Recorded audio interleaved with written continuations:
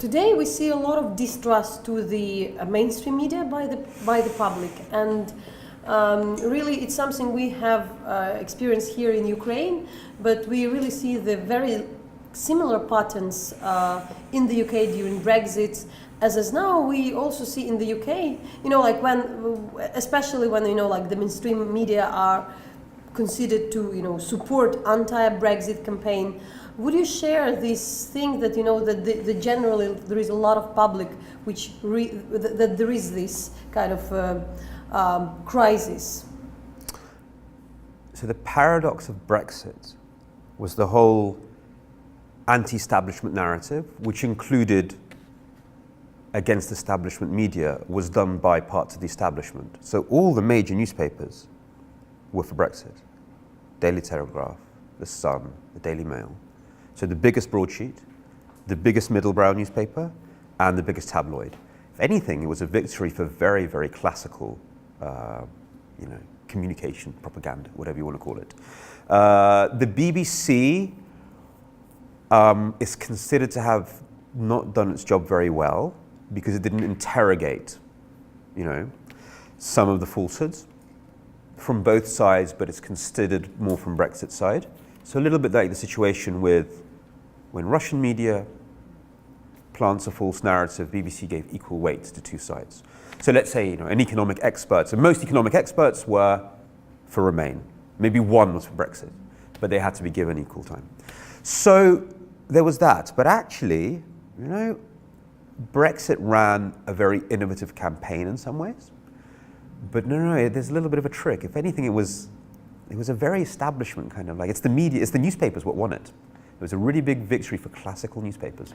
Why do you think we have here this, normality of the false narrative which is presented by the establishment?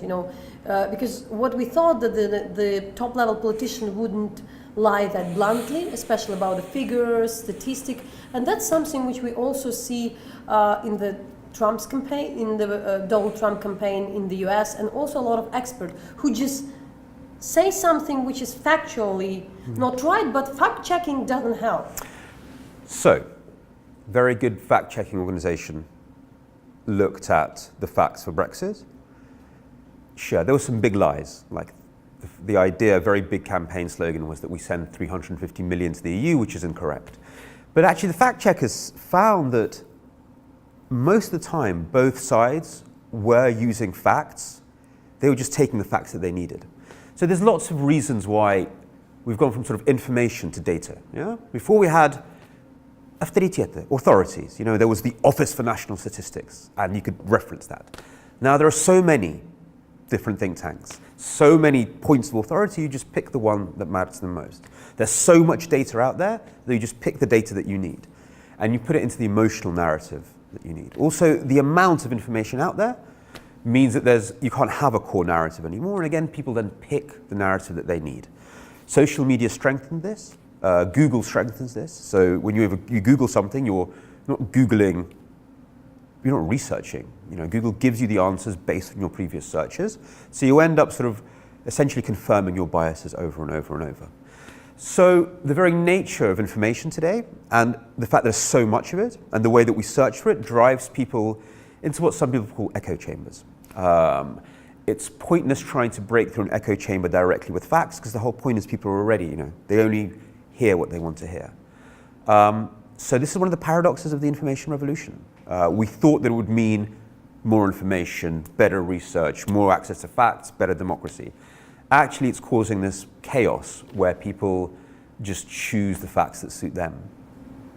We also mentioned, at least from here, then in case of Brexit, or even especially in the case of the elections in the US, you see the papers very openly taking the positions, and even the which was not so open, at the same, I'm speaking not about the, usually like the Telegraph or the Sun would take, but now you would even have the New York Times, would be very harsh on Donald Trump, or really would last like, he's dangerous, the things like that, which you would never hear previously about the other presidential candidate. So, and a lot of journalists would also refer that it's a civilizational choice. It's not just exactly the issue of the political parties and the chase. Do you think that this is also the part of this information revolution? Certainly. Look, last time we had an information revolution was the 1930s, probably. 1950s with TV, 1930s with radio, yeah? And who does it empower first? You know, totalitarian regimes. How many books are there about Hitler? How uninteresting he was as a human being, but an incredible orator. And without the radio, that couldn't have been, there would have been no Hitler. So information technologies tend to not only empower Hromadske and activists who fight against authoritarian regimes, they tend to empower demagogues and manipulators. And it takes a while for society to build up its defenses. So last time we had to go through a world war and the Nuremberg trials. Hopefully we won't have to do that again. You currently here in Kiev, and you know, for some time probably Ukraine and Russia had been like a bit of a playground for some of the new information technologies in politics. So what is for you the interesting thing to see in these countries? Not already after the the start of the Russian-Ukrainian war, but at this stage.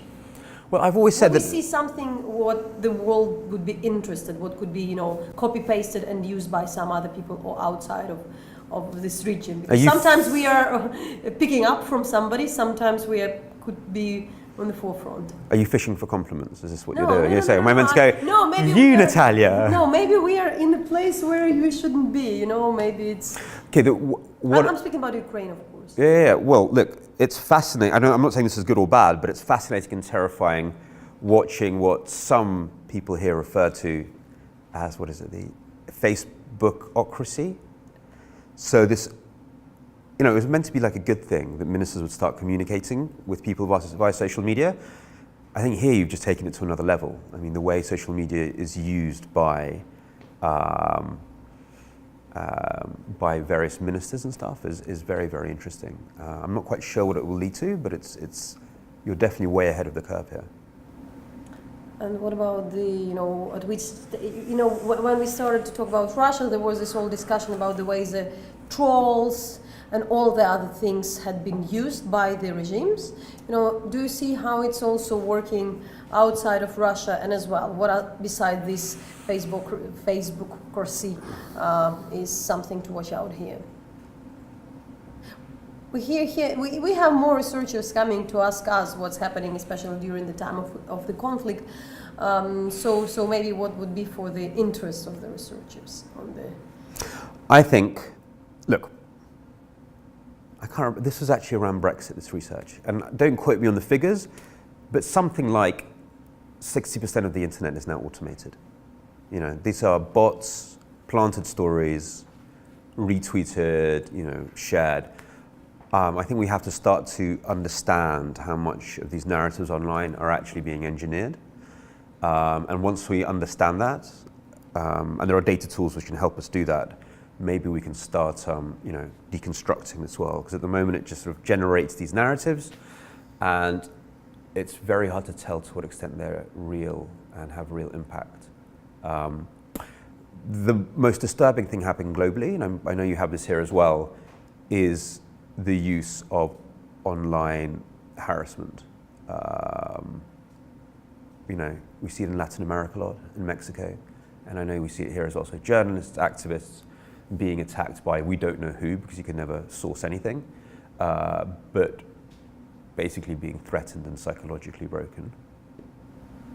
We can discuss to bring these realities, the online reality and offline reality together, because sometimes it's really hard to understand, is it really the public opinion?